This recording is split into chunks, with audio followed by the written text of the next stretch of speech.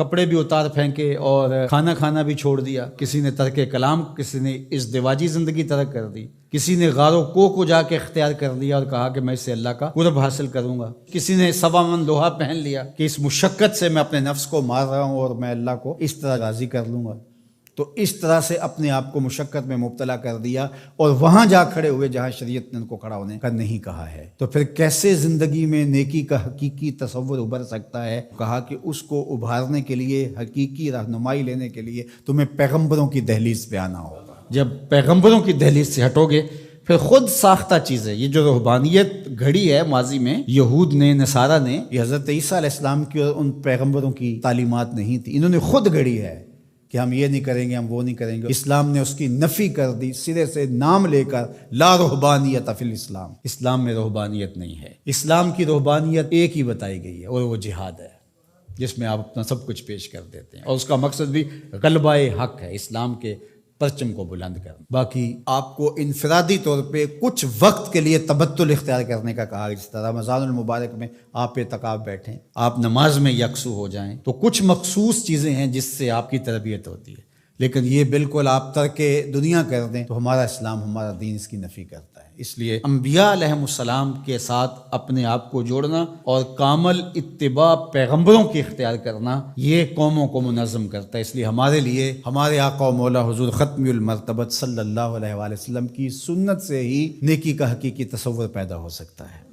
خلاف پیمبر کسے را گزید، ہرگز نخواہت بمنزل رسید۔ سعدی شیرازی فرماتے ہیں حضور کے بتائے ہوئے طریقے سے ہٹ کر کے اگر کسی نے کوئی طریقہ اختیار کیا، وہ منزل کے قریب پھٹک بھی نہیں سکتا ہے۔ منزل نصیب ہوگی تو حضور کے قدموں سے نصیب ہوگی۔ اس لیے النبیین، نبیوں پر ایمان لانا یہ بر ہے۔ وآت المال علی حبہ ذوی القربى والیتامى والمساکین وابن السبیل والسائلین وفی الرقاب، اور اپنا مال، اس مال کی محبت کے باوصف دینا۔ ایک تو ہے کہ مال کی محبت نہیں ہے اس کو دینا، یعنی وہ مال جو آپ کے اوپر بوجھ بنا ہوا ہے، گھر پڑا یہ کھانا خراب ہو رہا ہے تو بیوی بھی بار بار کہتی ہے اس کو کہیں ٹھکانے لگاؤ یا باہر پھینکاؤ یا کسی کے منہ میں پڑ جائے، تو وہ اگر اٹھا کر آپ کسی گلی میں گزرتے فقیر کو دے دیتے ہیں تو آپ اس کو نیکی سمجھتے ہیں۔ خود سمجھو ذرا کیا یہ نیکی ہے؟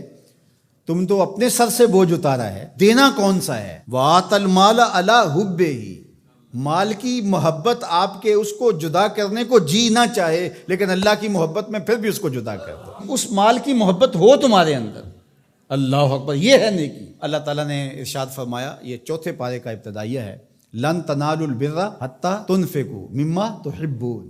وہاں بھی بر کا، اتنی دیر تک تم بر کو پہنچ نہیں سکتے، نیکی کو حاصل ہی نہیں کر سکتے۔ لن تنالو، آپ طلباء سے پوچھئے، حرف ناصب جب مضارع پہ داخل ہوتا ہے تو مستقبل کی ابدی نفی کرتا ہے، تو فرمایا کہ تم نیکی کو حاصل کر ہی نہیں سکتے حتی تنفقو، یہاں تک کہ تم خرچ کرو، مما تحبون، اس مال سے جس کو تم پسند کرتے ہو۔ یہ تو اللہ کا کرم ہے کہ مما تحبون کہہ دیا، اگر اللہ کہتا اس سارے مال کو خرچ کرو تو مشکل بن جاتی، کہا جس کو پسند کرتے ہو اس سے خرچ کرو۔ یعنی تم نے پھل توڑا ہے تو اس کی یہ ایکسپورٹ کوالٹی بنائی ہے، یہ اپنے لیے گھر کے لیے رکھا ہے، اور یہ سڑا پھڑا داغی یہ ایک سائڈ پہ رکھ دیا ہے، تو اب اللہ کی راہ میں تم اگر دینا چاہتے ہو تو اس سے دو جس کو تم خود پسند کرتے ہو۔ یہ گلا سڑا تم اپنے گھر نہیں لے جانا چاہتے، یہ تم سستے داموں بیچو گے یا پھینک دو گے، تو تم نے کہا چلو اس کو پھینکنا کیا ہے، یہ غریبوں میں بانٹ دیتے ہیں، تو تم نے وہ غریبوں میں دے دیا۔ تو نیکی کی حقیقت کو تم نہیں پہنچ سکتے جب تک اس سے نہ خرچ کرو